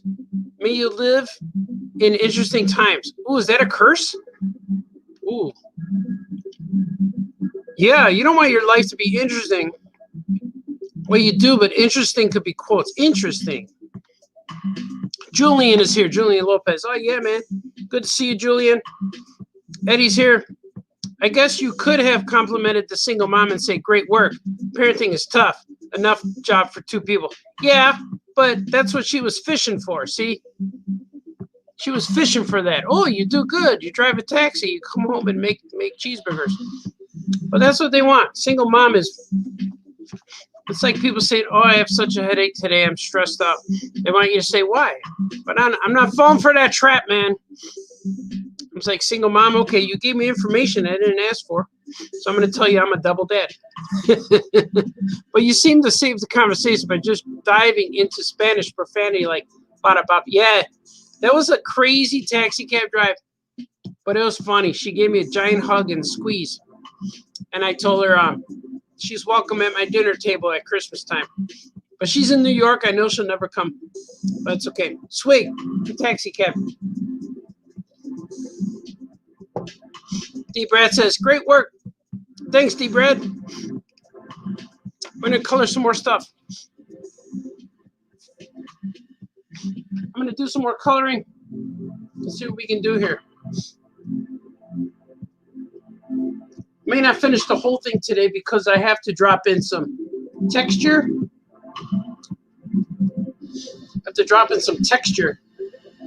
And some overlays and some backgrounds that I pre-made, templates, if you will.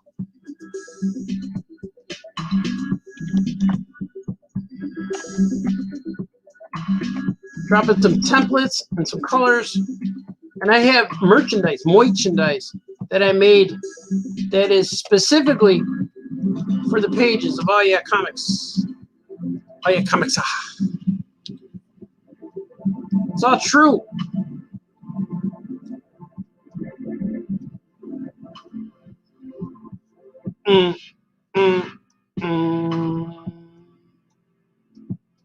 It's cool how, like, a few colors instantly transform him into Action Cat. You see it. The colors. It defines it. Defines the cat. Separates it from other cats.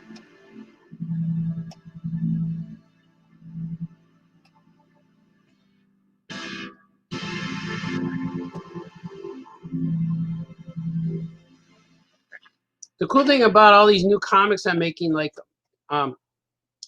Gyroman and Webster, is that Action Cat's in all the books. He makes an appearance.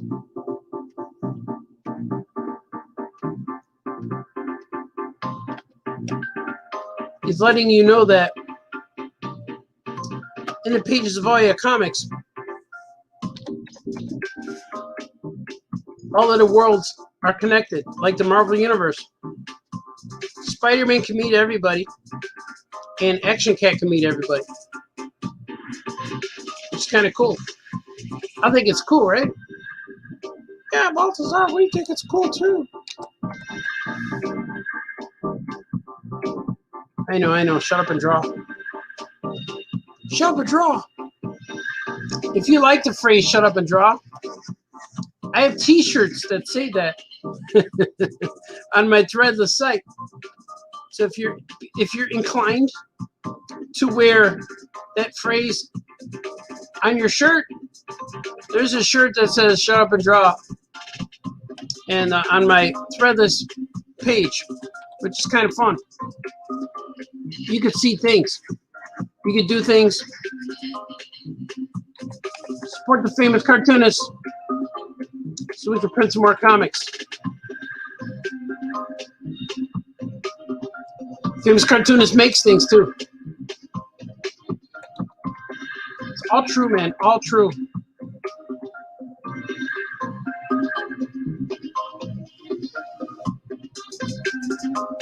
Like, hey, man, that sounds like it's true, man. It is. All of it is true, 100%.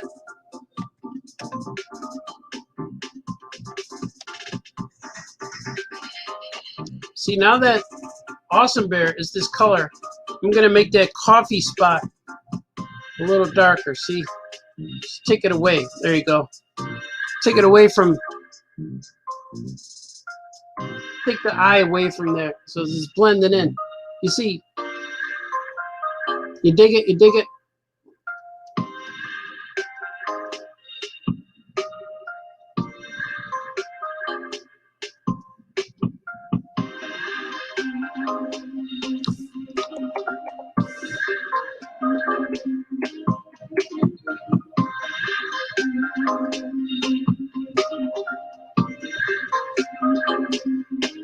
In these trying times. How's it look? Does it look cool? What color should I make these? Let's see. I'm gonna go with a lighter green background so I could bounce away from him. See, boom. Maybe this one. That look better? Nah, lighter. Lighter, you say. Like that, maybe. Yeah, that's him. He's coming in from outdoors. Maybe it should be pink. I don't like it green.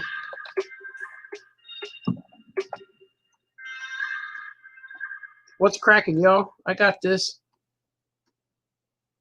What's cracking? You already know who it is. Your boy Big Tuck, Freight Train Tuck, Astro World is Nancy. You understand? I'm the dean of this earth. I got this. Is that pretty good?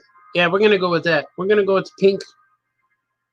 So green was starting to blend because there's yellow in the green and it was crossing over there. I think the pink works better. Look at that. How's it looking? So I'm going to add the colors. I'm going to add the backgrounds. I'm going to add the background wall color. But I'm going to do that. Do that. That's one word, do that. I'm going to do that at another time. Right now, I'm going to go back to the show where it says, Famous Cartoonist Says Things.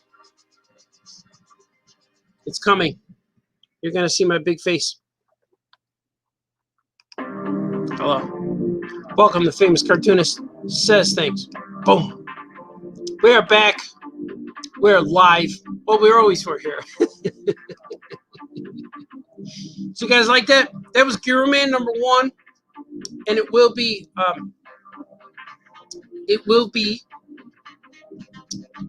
What do you call it? It'll be digital soon. It'll be digital real soon. Before I end screen,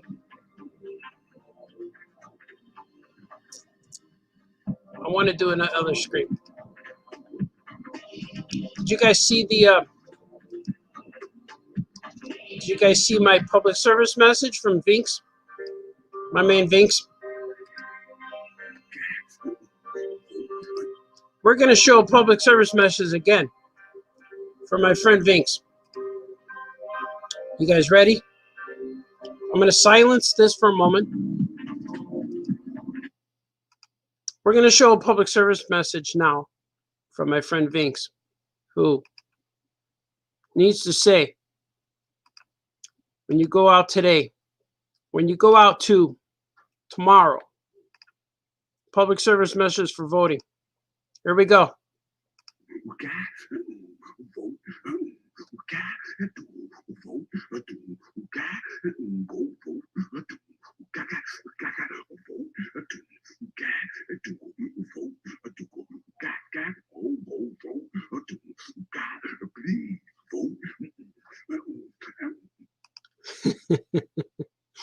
Do you guys like that? Can you hear it? He was saying vote. You got to go vote, man. You got to do it. Tomorrow's the big day. It's our American right. It's your privilege. It's what you're here to do. So you make sure you vote. Express your opinion. You can vote for whoever you want to vote for. It don't matter. That's your choice. You do what you got to do. There's pros and cons everywhere. You find the best person who works for you and then do it. If you don't, then you can't complain. If you vote, you can complain all you want. But if you don't vote, you can't complain. You just got to sit. And you're going to be one of those people who waits for things to happen. Either make it happen, wait for it to happen, or you don't know what's happening. You know? Swig.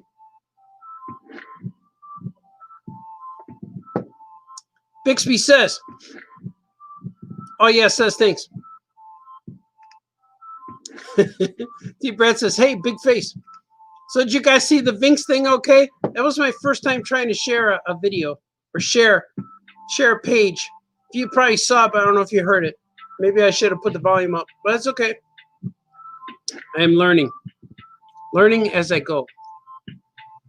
You must vote. Do what you want. Do whatever you want, man. You guys still seeing me, right? All right. Swig for drawing comics.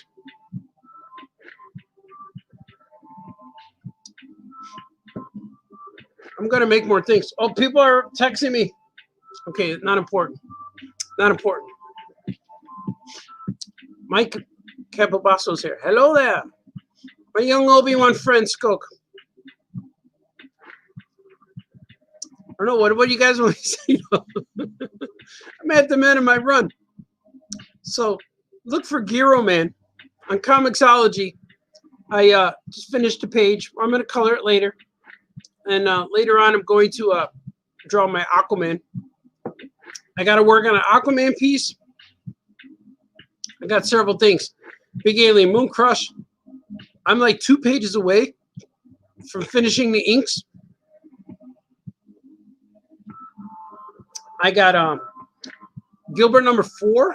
I drew a bunch of stuff yesterday while watching Stranger Things.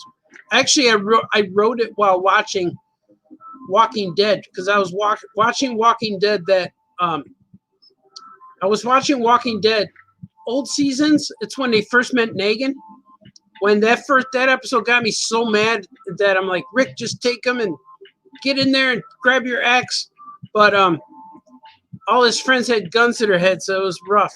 If he did that, he would have sacrificed his team, his people. So he didn't do it. He had to do what he had to do. But that was a rough, man. That was a rough season. But Negan on the Walking Dead, Negan, He's become one of my favorite characters on there, and he's the reason why the episodes are still good. If he's in the episode, it's a good episode. If he's not in the episode, then it's just like, let's get through this. Let's get to the Negan parts. So that's what happens. Were you able to guys to hear to hear Vince? I hope so. But I think it's time. I think I'm gonna go. But you guys remember? I'm gonna see what you guys say. Eddie says the 3 rules swig it. Julian says you should do a fan art of the Marshal from Mandalorian. Yeah, that'd be cool. I'm going to do a Boba Fett or Mandalorian piece similar to these. I'm going to do one. I'm going to probably do a Mandalorian or a Boba Fett and Vader. But if you like these, I painted these live. There's the Hulk, Wolverine. These have inks, they have paint, and they have crayon. And there's the thing. These are all on eBay right now. And there's a link in here. You can go to eBay and bid on them if you like. Or if you need a commission, they're depending on what it is, but they're usually 9 by 12 is $40 plus $10 to ship it to you. And if you want that or whatever you want to do, but I put stuff on eBay so I could raise money to print some comics. You guys heard all that. But I painted those on my live show, and I enjoyed that. So I'll probably do that again. I'm planning on maybe make a Boba Fett, make a Darth Vader, because I like drawing characters that I could do really fast and crazy and fun. And the crazy characters are what's fun. Like sometimes to draw a Superman would be his face is tighter, or like the Green Goblin would be fun. Joker's fun. Like the Rhino, maybe the Scorpion.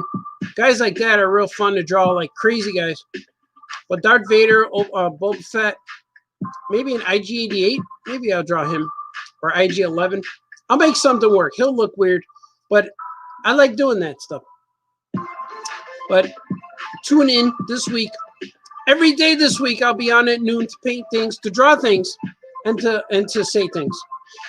And Saturday, if everything goes well Saturday, I will be painting live at 3 o'clock. I'm trying to keep consistent so people know where to find me when they know where I am. And I want to be part of your life as much as you want me, and whatever. Vice versa. I want to be your taxi cab driver. I want to take you to places you've never been.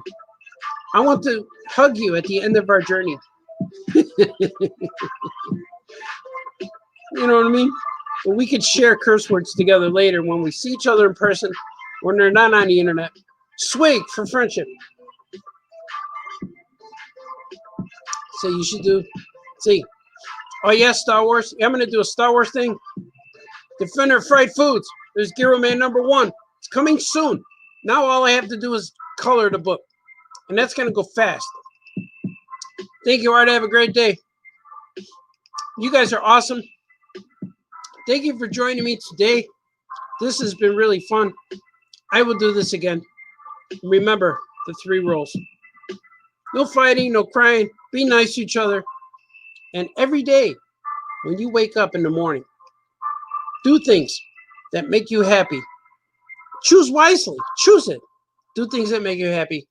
And the day will start out fresh and good right at the beginning. Until next time, tomorrow at noon, I'll be back. You guys are awesome. Okay, bye-bye.